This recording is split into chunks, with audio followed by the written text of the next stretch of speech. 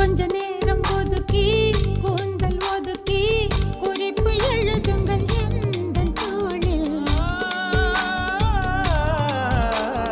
விழி ஒன்றை எடுத்து தேனில் நனைத்து கையப்பமிடுவேன் உந்தன் மார்பில். உலகம் வாழ நிதி ஒதுக்கு என் உயிரும் வாழ மடி ஒதுக்கு. அரசன் வாழ விதியே